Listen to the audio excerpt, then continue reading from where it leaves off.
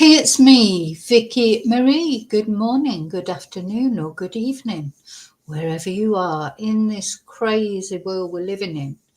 Now then, very early live this morning for me. I've got a lot of classes later. So for those of you who don't know me, my name's Vicky Marie. I talk about true crime cases. We chat about lots of things that go on. And one of the cases that we're covering is that of Jack and Lilly Sullivan over there in Nova Scotia in Canada. And this is a very sad case, isn't it? Two children, two siblings, 6 years old and 4 years old, Lilly and Jack, disappeared while playing outside at a rural property in Nova Scotia and have not been seen since. And a couple of strange little things were found, a boot print, one boot print, a child's boot print, and scraps off a blanket that was Lily's blanket. But that's it. Apart from that, no sign of these two children. And this was May this year that this happened. And we are now very shortly going to be in November. So it's very unlikely. I mean, the theory is, according to the police, the theory is that these children wandered off into the woods. It's quite a remote property. Wandered off and, you know, something has befallen them, maybe. Some accident has befallen them. Now, it's quite a complicated family relationship. Their mother, Malaya, and their stepfather, I suppose you would say, Daniel Martel, have come under a lot of suspicion from the public. Sorry, I'm just looking for a little picture of Jack and Lilly to put up in the right hand corner. I like to have a picture up so I can look at them as I'm talking.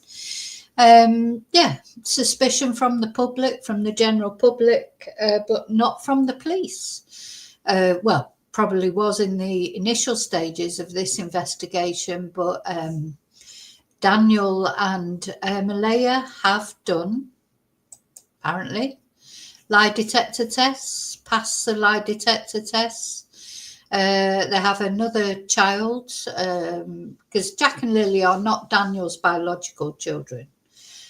But between Malaya and Daniel, they have another child, Meadow, who was supposedly in bed with them that morning when it all, you know, their life imploded. Daniel, Malaya and Meadow were sleeping, dozing off and on, could hear the children in the background. The children were off school sick. Malaya had supposedly sent an email first thing in the morning to the school to say they won't be coming in because they weren't very well. According to them, they say they could hear the children playing. And then suddenly they realised they couldn't hear them anymore, and they went outside looking for them, and they were gone. They were gone, disappeared. So this is what happened. But they have done lie detector tests, and they have passed the lie detector tests. So it's important to remember that. And also on that property lives Daniel's mother. She's also supposedly done a lie detector test and passed. She said she heard the children that morning, only heard them, did not see them, and then they were gone. So this is sort of what happened back in May, earlier this year, in Nova Scotia. Now, there's been many searches, as you can imagine. The biological father's been questioned. Everyone, you know, there's an investigation going on. At the end of the day, all sort of different aspects, I would imagine. But the police have categorically stated there is nobody's under suspicion, in the sense of, I expect it's one of those where they haven't ruled anything out, but nobody's been named as a suspect or arrested, charged, So as far as the police are saying, the Canadian police, they're saying that this is a case of children just wandering off. That's what they're saying. And so that's the only information, that's all we can say. That's the official line so far. Now, as I say, Daniel and Malaya have come under a lot of criticism from social media. Now, they split up. So, that morning when this all happened, they were together because they were together in bed with their other child, Meadow. The very next day, Malaya left. And off she went with the baby.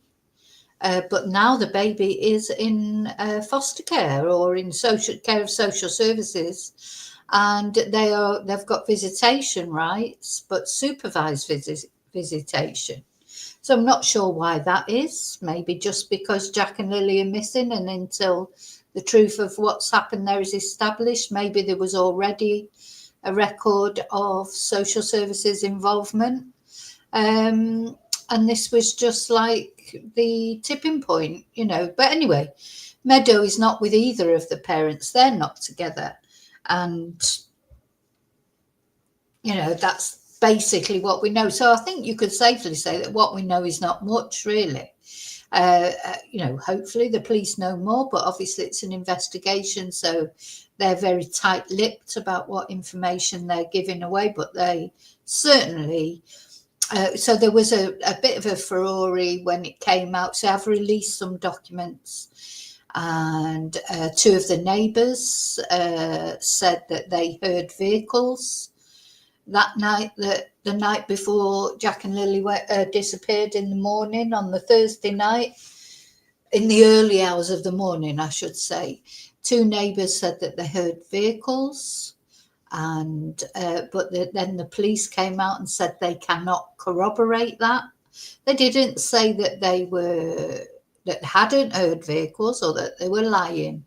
They just said that they haven't been able to independently corroborate that, with any CCTV or any further confirmation. So the police were quick to come out with that, to say that although these neighbours have said they've heard vehicles, they cannot corroborate that. So then that's an extra ingredient to the mystery, isn't it? Why would the neighbours say they heard vehicles if they didn't? Have the neighbours got something to hide? Are they in collusion against Daniel? Or did they hear vehicles? Or did they get mixed up on what night they heard vehicles? Maybe they heard vehicles, they thought it was that night. Maybe it was the night before. Because Daniel and Malaya insist that they went to bed. Well, Malaya went to bed at 9 o'clock, according to her. She said Daniel was still up and she didn't know what he did after that. But he says he went to bed and he didn't wake up until it got light. This is basically the situation that we're in. So the police have done several searches. It's a hard area to search because it's so wooded, difficult terrain. You just can't imagine that these children would have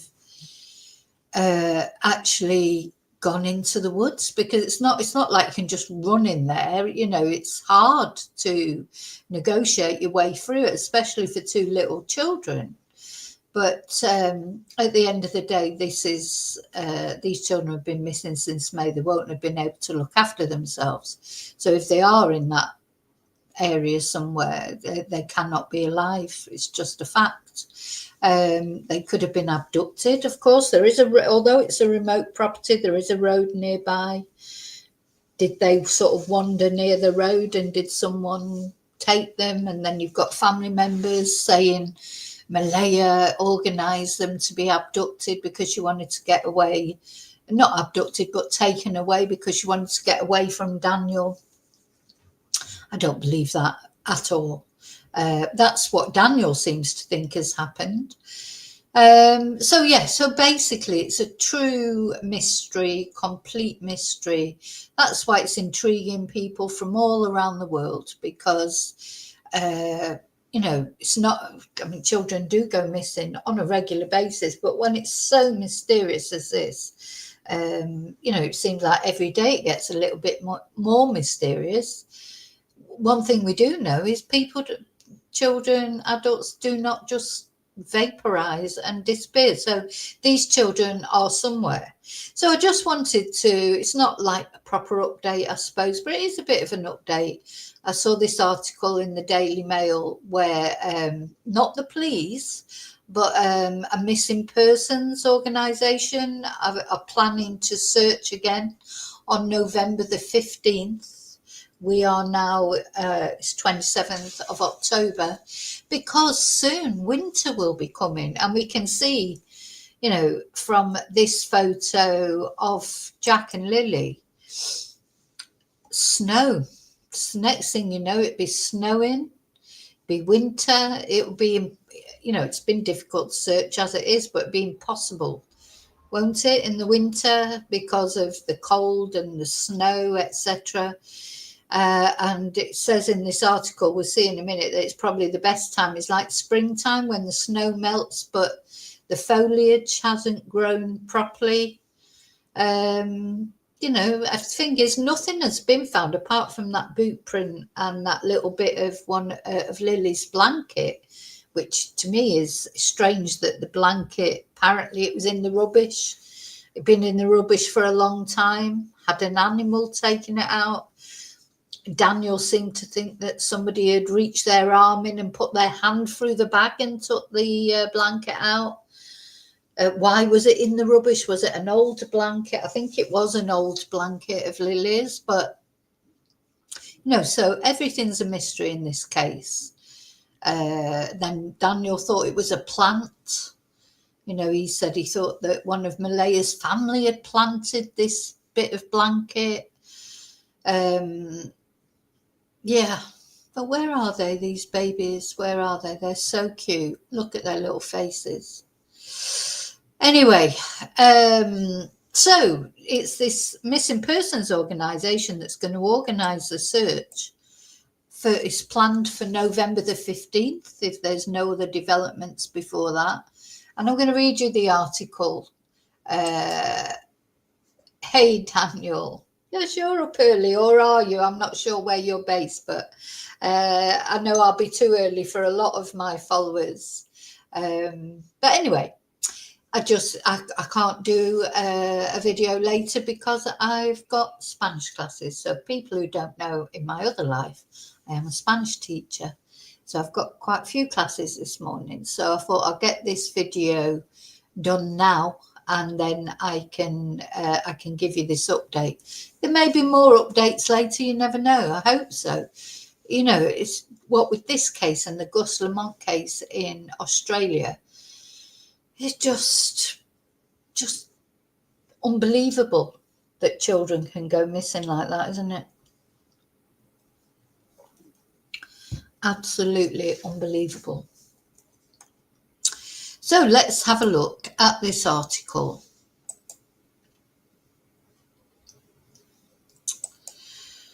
So the Mail is describing it as a last-ditch search for siblings 6 and 4 who vanished from their home 5 months ago, as theories swirl.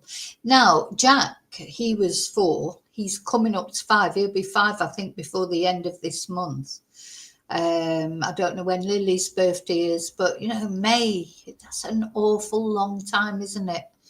May, June, July, August, September. Coming up to 6 months now that these babies have been missing. So you just wonder, is it going to turn into a cold case? That's what scares me, because I don't believe that Jack and Lily, unfortunately, are alive. Unless they have been taken off by somebody. But the thought of the family never getting any closure as to what's happened to them is just horrible, isn't it? Of it going on for years and years and years. the thought of that is pretty awful. But anyway, so according to the Daily Mail, a last-ditch effort to find missing Canadian siblings, Jack and Lilly Sullivan, is set for November ahead of the winter, as theories continue to pour in over their mysterious disappearance. The frantic hunt for 4-year-old Jack and 6-year-old Lily began after their mother, Malaya Brooks Murray, reported that they had vanished from their home in Lansdowne Station, Pictou County, Nova Scotia, on May the 2nd, believing they had wandered out of the property. Almost 6 months later, the pair are still missing, and the approaching cold weather sees hope for their return dwindling.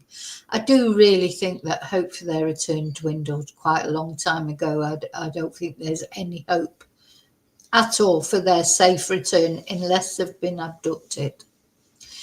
As a mother, I love my children more than life itself, and so I feel heartbroken not being able to hold my 2 children, Lily and Jack. And that is what Malaya wrote on Facebook on October the 13th. Now, Malaya has had so much criticism. A lot of people think Malaya knows exactly where her children are, or that Daniel does, or that they all do. I don't know. I literally do not know. But the thing is, they will have been investigated immediately by the police. And if the police haven't arrested them or charged them, and they've passed their lie detector tests, you can't think how can I put it? You can't think that if the police haven't been able to charge them or find anything against them, how can it be that there have been part of it? So it's this Canadian organisation, Please Bring Me Home, that is rallying for volunteers to help with the November 15 search. Now, I just wanted to show you Malaya's Facebook. There's not much on it. She's probably taken, there's quite a lot of photos on it. Now, she describes her relationship. She describes herself as single. So she's, she's not in a relationship according to her. But there's quite a lot of nice photos on there of Jack and Lily and Meadow. It's, I don't know, I mean, there's Malaya. I know you never know when you look at photos, but look at that picture. It's so adorable, isn't it? Jack, Lily and Meadow. What a beautiful photo. Now, actually, I'm going to save that because it's just so beautiful. Now we're coming up to Christmas again. Well, Christmas will be a bit different this year, won't it? I don't know how people with missing children get through things like Christmas and birthdays, etc. I just don't know how they get through these times. And you know what? It's like even worse for Malaya because she's being accused of doing something to these children. Now, it may be that she did. I don't know whether she did or didn't. But imagine not only your children going missing and you don't know what's happened to them, but people are accusing you of doing something to them. Oh, look at Meadow looking at the baubles. Well, it's a beautiful photo. There you go. Christmas last year wasn't, sometimes it's a good job you can't fast forward because, how she wouldn't have known the position that she would be in this year. Do you know? Of course, it's a long time in between Christmases. A lot can happen in a year. But I expect in your wildest dreams, or wildest nightmares, I should say, she would never have imagined that this Christmas, what she would be facing this year after, that beautiful picture from last year. Okay, so going back to the article, so it's this organisation, Please Bring Me Home. Now, I had a look at their Facebook page. I'll just show you that. And to be honest, I had to come off it because so many missing people. So obviously they're not only dealing with the Jack and Lily case, Jack, but they're searching for many other people as well. It's very sad, isn't it, to see how many people are missing. So how many families out there, not only Jack and Lily's family, but other people that just disappear and their families need the answers. So they've got a couple of searches going up coming up Friday, November the 14th. For Jesse Morrissey, which is another case. It must be this guy. He's obviously an adult. And Jack and Lilly Sullivan on Saturday, November the 15th.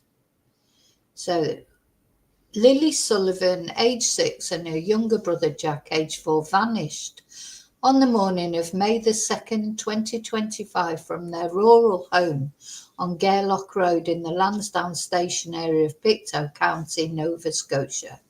Family members last saw them inside the residence on the morning of that day, and after they were together with family the afternoon before, May the 1st. So remember, that's the last official sighting of Jack and Lily was on CCTV the day before. At some sort of, they were eating out, weren't they? All the family were together. An extensive search involving hundreds of volunteers and multiple agencies was launched. No trace of the siblings was found in the immediate days following their disappearance. Authorities have described the investigation as intensive, reviewing thousands of video files, hundreds of tips, and while there is no confirmed evidence of abduction, the case remains unresolved and an active missing persons investigation. The government of Nova Scotia has offered a reward. Oh yeah, I forgot about the reward.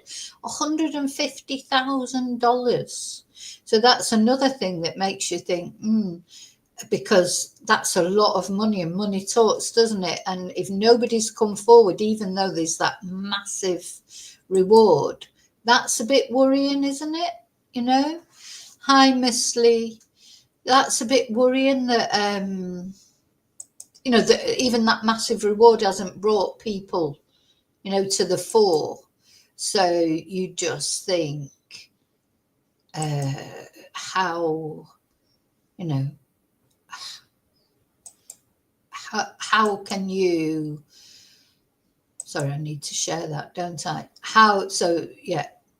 This is the Please Bring Me Home Facebook page. Yeah, so if even $150,000 reward hasn't brought anyone out of the woodwork, I mean, they're getting a lot of tips, but nothing definite yet, have they? They haven't found anything or announced that they've found anything. So this organisation says, we are opening the search for Jack and Lily to members of the public who wish to assist. However, there are a few important things to keep in mind before signing up. This search will require participants to be physically able-bodied. The terrain may be challenging, so if you have any ongoing injuries or limitations such as back, hip or leg issues, this may not be the right search for you. And that's just like, I'd be useless. One, I'm slow. I'm not that unfit, but I wouldn't like going over.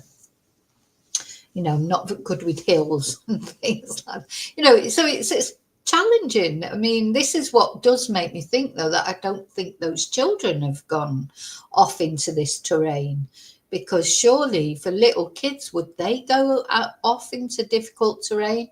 Or they may have had an accident and they literally could be there. There's also bodies of water that have been searched. But, we know with water, it has to be searched every night. It just because nothing comes up the first time they search it doesn't mean to say that there's nothing there. This happens so many times with Riley Strain, with Nicola Bulley, with lots of cases. It can take a long time for water to give up its secrets. And searches do take a long time. Sometimes, like look at Travis Decker. That was another one. How long it took to find him.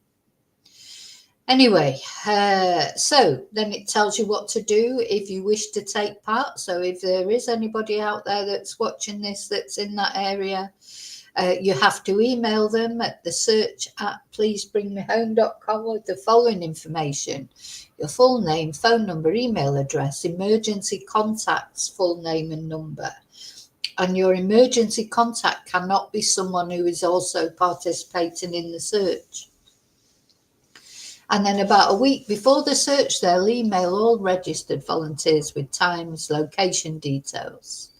And on the morning of the search, they will review all safety procedures, discuss assigned search areas, and confirm team groupings. Now, as far as I know, the police have got no other plans to do a search. Maybe there will before then. I don't know. Maybe there will. Maybe the police will search again. So this search will be conducted with a focus solely on wandering and misadventure. Please note we are not investigating any other potential circumstances surrounding this case. Our role is to conduct organised, respectful and safe ground searches in areas of potential relevance. And if you have any information regarding Jack and Lilly Sullivan's disappearance, we encourage you to report it directly to the RCMP, so it can be handled appropriately through official channels. Additionally, if there are avid hunters, trappers or woodsmen in the area who are familiar with the wooded regions surrounding the Sullivan residence, particularly to the north and south, we would greatly appreciate your insight. If you have knowledge of bodies of water, running creeks, animal dens, or other key landmarks in these areas, please reach out to me directly.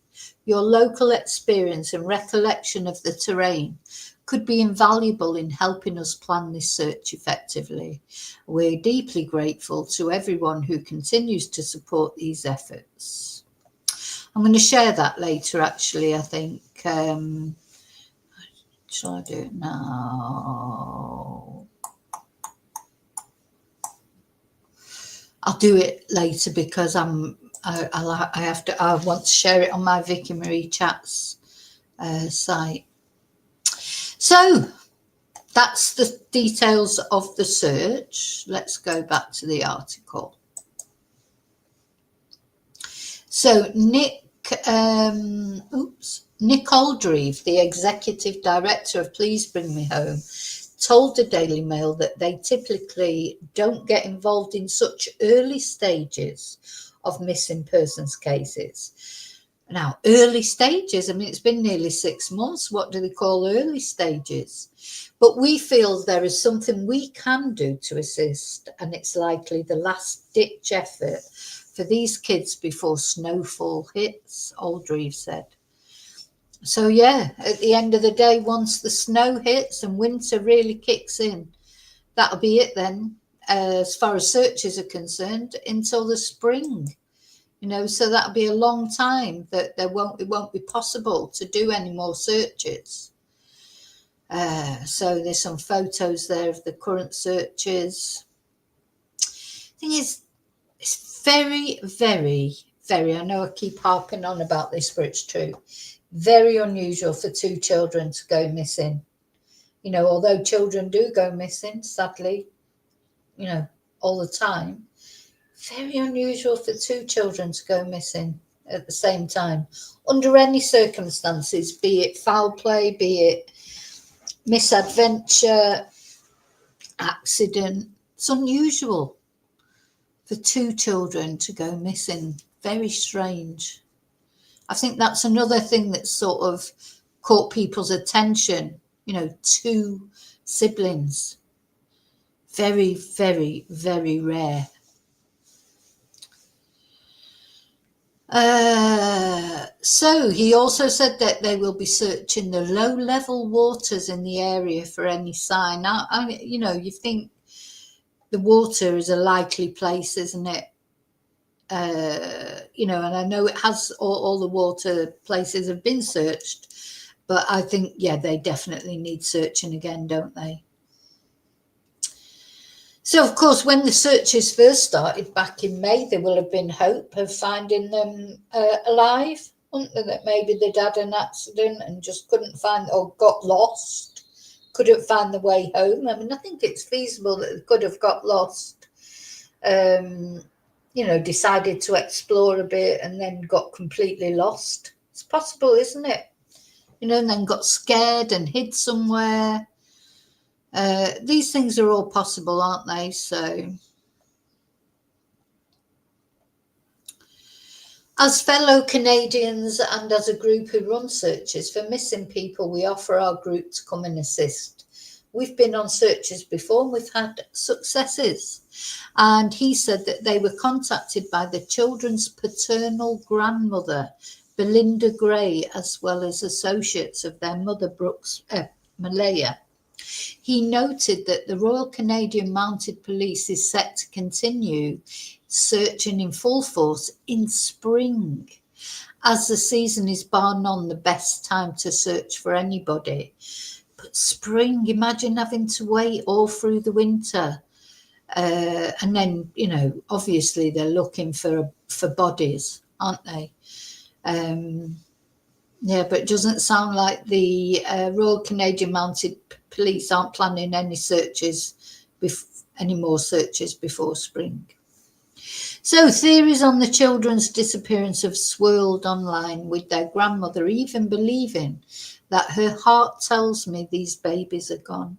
However, Aldreeve said his team are focusing on the misadventure theory that the kids wandered off from the home they shared with their mum, stepfather Daniel Martel and little sister Meadow, but noted that we're not too sure exactly what happened. At this time, we're only involved from a wandering/misadventure search effort, and that involves waterways. So ponds, lakes, standing water and creeks have to be revisited, he said. Where did that go? He said that the low water levels will help reveal more to the search teams, as they're expected to be scouring around a little more than 3 miles. Oh, bless. Bless these little ones. So, this is just a little map of where they went missing from. A very remote area at the end of the day, isn't it? We like to sit around 5 kilometres because it ensures that you're not rushing it and you're not going to miss anything, he said. And he said along with his team, they've invited volunteers and members of the public to scour the land near the children's home. I think that the public is just itching to get involved, and it's going to give an opportunity for community members to come together, assist in the effort in an organised fashion. Search groups are expected to consist of around 10 people, led by a person with experience in emergency response or similar search efforts. And he said that their main goals, it always starts jumping in the end, these things. Their main goals will be scanning the ground for any clothing items or anything that could be Jack and Lilly Sullivan. Oh, so sad.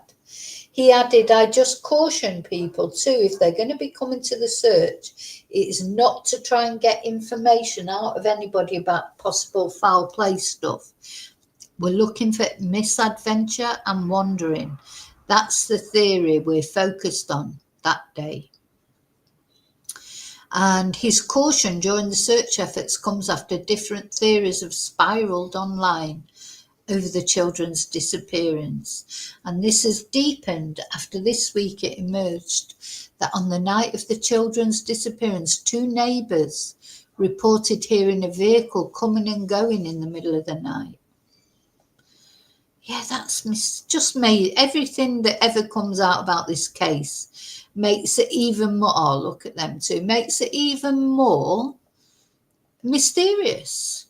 You've got these reports of vehicles being heard, and then you've got the police saying, no, we've got no corroboration of that. So while the RCMP confirmed that after thorough review of surveillance footage, they found no evidence of any vehicle activity at this time. No driver has been identified, and the presence of a vehicle has not been substantiated as a key element in the investigation. And this communications officer, Alison Gerard, said that witnesses reported hearing a vehicle, but they weren't able to confirm ever seeing one on the night in question. So I suppose that's another thing. They heard it, they didn't see it. According to court documents obtained by CBC, two constables conversed with a nearby neighbour, Brad Wong, on May the 9th. He said he'd heard a loud vehicle coming and going around in the area in the early hours of the morning on May the 2nd. Now, the one thing that I would say is he said he heard it several times. So it wasn't just like, you think you hear a car and then that you sort of listen out and then you don't hear anything. Both the neighbours said they heard the car several times, or at least the other neighbour at least more than once. So, and Mr. Wong a few times. So coming and going, a loud vehicle coming and going. I mean, could he have been mistaken? How could you have been mistaken? Wouldn't you know, in those sort of areas you do notice, where it's like when it's quiet, you notice. Anyway, he said his residence is elevated and he could see vehicle lights over the treetops. He said the vehicle left 3 or 4 times after midnight and into the early hours of the morning. He said it would drive off in the distance and he could hear it stop and return. He said it remained in earshot the entire time. And don't forget, both Daniel and Malaya deny that anyone left the property, so. But then you've got to think, if it's true, let's suppose it's true and it was Daniel, what would he be doing? What would he be doing? I mean, he didn't.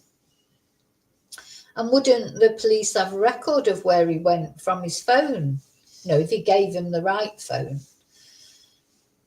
So again, you just think, well, even if you take sort of the scenario that, oh yeah, it was Daniel, what would he have been doing? Because that area's been searched and the bodies haven't been found. So I don't think he was hiding the bodies, was he? It was drive off, return, drive off, return. And it remained in earshot the entire time.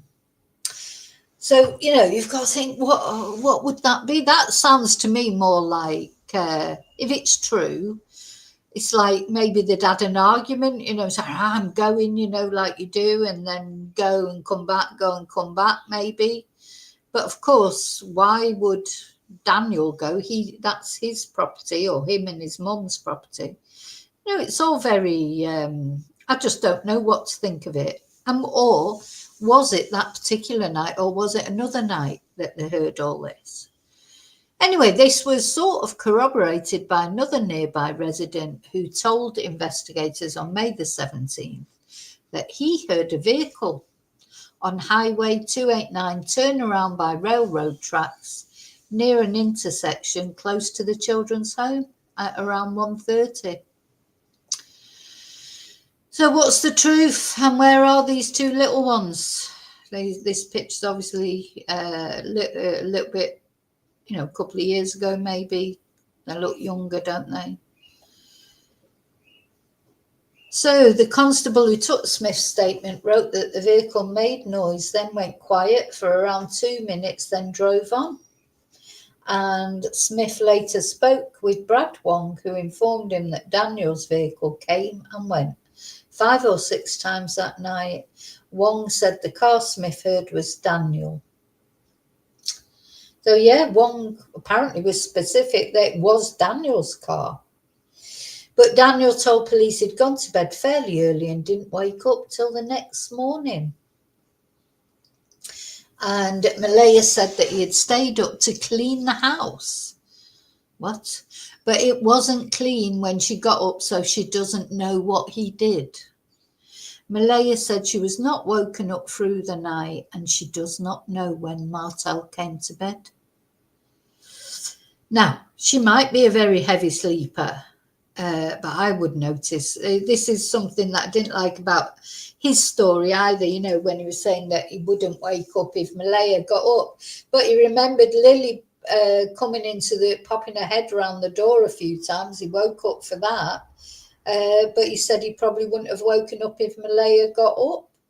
And who got up to send the email to the school at 6:15 in the morning and then went back to bed, I presume? Nobody notice? You know, I don't know about you, but if you're in bed with someone, God, you'd have to have a pretty big bed to not notice when somebody gets up, especially when there's a baby in the bed as well. You know, would you be that sort of flat out asleep? You know, or it does feel strange to me, but then, you know, some people do sleep heavier than others, I suppose. So she was not woken up through the night and she does not know when Daniel came to bed. So he said that, and Daniel told the police no one left their home that night and they had no visitors. And the police said cadaver dogs were used to search the area, but they did not find anything. And Staff Sergeant Rob McCannon, here's the police guy, he said it's still being treated as a missing persons case and no criminal activity has been found at this time. And Malaya wrote on Facebook, I will never stop searching for my children until they are found and brought home safe and sound. But she left the next day. Strange. I still find that odd. You know, I know she was probably in the right state and, you know, there's so many more complications in all this because of her relationship with Daniel, etc. I expect her family told her to come with them. I don't know why she left that very next day. Maybe she wouldn't have felt safe there with Daniel. You know, at the end of the day, it's not Malaya's home, really. It is Daniel and his mum's home. So she probably felt uncomfortable, but I don't know where she went to because you couldn't go far away because those kids could have turned up at any minute. So anyway, she also said, someone somewhere knows something, so please bring my babies home.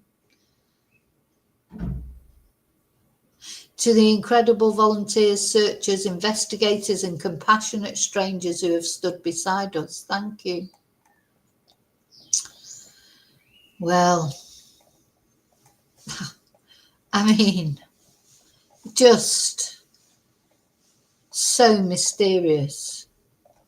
You know, and you never want to think that parents or step-parents, you know, could be involved, but, you know, it does happen all the time, doesn't it? But, you know, to be missing as long as this, where are they? They've got to be somewhere. And, you know, why haven't their clothes been found? If it was, you know, an animal attack or something like that. I think if they have wandered off, they're likely to be in water, aren't they? Otherwise, why haven't they been found? Unless they hid somewhere. Maybe they were scared. Maybe, you know, the thing is, we just don't know what happened. Maybe they did wander off. Maybe they got hopelessly lost. They didn't know what to do. They got scared and they hid somewhere. And that's why they haven't been easily found. And then, of course, I don't know. But if they hid somewhere, maybe they would hide at night and then come out in the morning and try and find their way home. I mean, they could have got lost. They could have got lost, couldn't they? In which case, hopefully, the search on November the 15th, maybe something will be found. I so hope so, because unfortunately I can't see that they're alive unless they've been taken away. They're not alive. But I hope that they are found, brought back for a dignified, to be laid to rest, or for, some peace for the family. I mean, it's not at the end of the day, them being found, their little bodies being found, is not what the family want. But where else can they be? Just,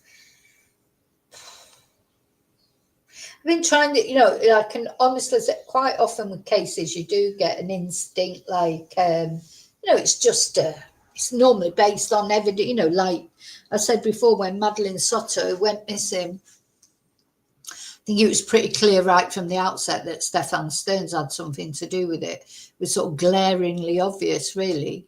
But of course, even that took a little while, didn't it? Before, it was not as long as this. It was less than a week, but they found Madeleine's body. They found evidence about Stefan, and they arrested him.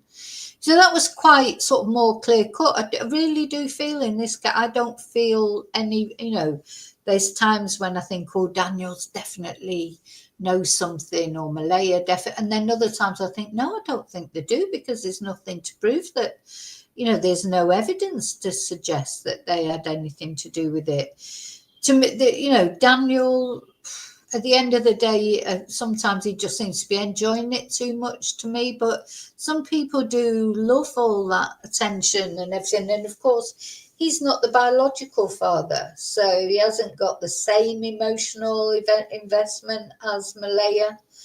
And Malaya seems to be sort of dealing with it by just burying her head in the sand. And I think, whatever they do, they'll be criticised. They'll be criticised for not talking enough to the media, criticised for talking too much to the media. I don't think, in the court of public opinion, a lot of people have already sort of judged that they've got something to do with it. And maybe they have. I don't know. That, all I'm saying is I don't have a strong feeling one way or another. Whereas with cases like Stefan Stearns and other cases, straight away, based on the evidence of what you know. But this is a real mystery. And if Daniel has got something to do with it, it means really that Malaya does, and the grandma Janie, they'd all have to be in on it. But they've all passed lie detector tests, so gosh. So, let's hope that on November the 15th, so that's just a couple of weeks away, this organisation will come up with something, find something that will help. I'm glad they're doing it before the winter, because, as he said, once the snowfall hits and that, it'd be impossible to find anything until next spring, which apparently is when the police are planning their next search. But that's a long way off, isn't it? Next spring, oh my God. And imagine a mother and a father, of course, and grandparents having to wait all that time and not knowing what's happened to these little ones. Just unbearable, isn't it?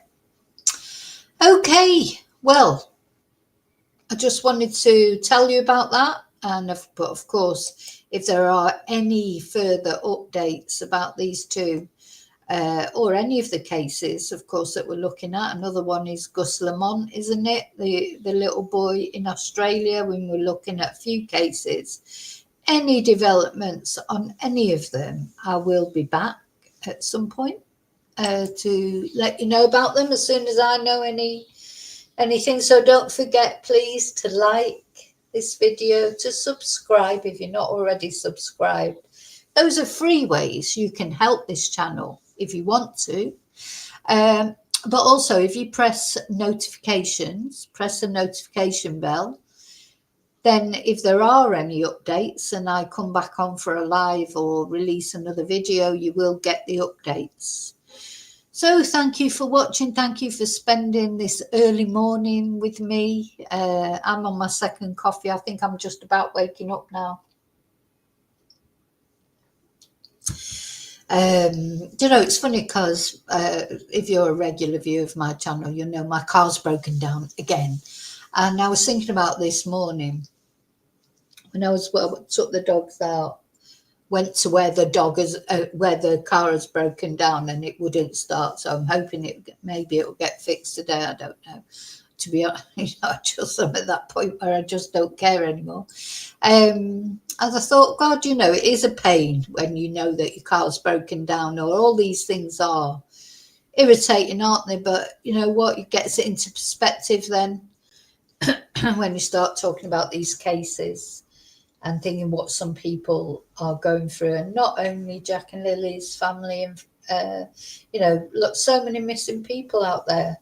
It's quite scary when you look at it. I had to really switch off from it this morning because I don't think there can be much worse than your loved one going missing for a length of time. I mean, quite often people go missing, adults, and turn up again. They just decide they want to drop off the grid, or and that's everybody's right to do. Of course, children can't do that because children can't get fed up one day and say, oh, I'm going off the grid for a week. That just isn't going to happen because children need looking after.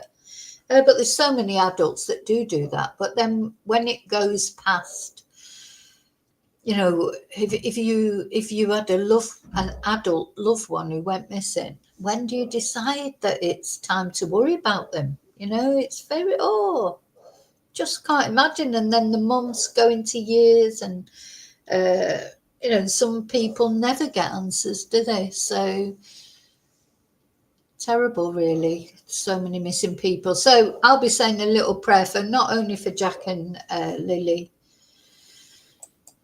but for all missing people, children, adults. Just some people will get answers today. So in this massive, crazy world we're living in, there'll be people who will there will be some people somewhere. There was a case that came up on Twitter yesterday of some people that have been waiting years. And I mean, it's a sad end because the remains of their loved one have been found. But at least they've got some answers as to what's happened to them. And, some people will be getting answers today. So let's hope, what can you say? I mean, people go missing. They go missing for all sorts of reasons. Maybe they want to be missing. Maybe they delete themselves and unfortunately don't let their family know where they are. Sometimes it's foul play. Sometimes people, disappear because somebody takes them off, not only children. So, little prayer for all those people who are affected by loved ones going missing, because it just must be the most awful thing. Okay, so thank you for watching. I hope you have a good day. It's Monday again. Mondays are a challenge, aren't they? Best of times. So, but I'll see you really soon in the next video. You look after yourself. You are the most important person in your life. Remember to look after you, so otherwise you can't look after anybody else. And I appreciate you all. Thank you so much. And until I see you again, may your God go with you. And let me put on my exit video. Thank you. Bye.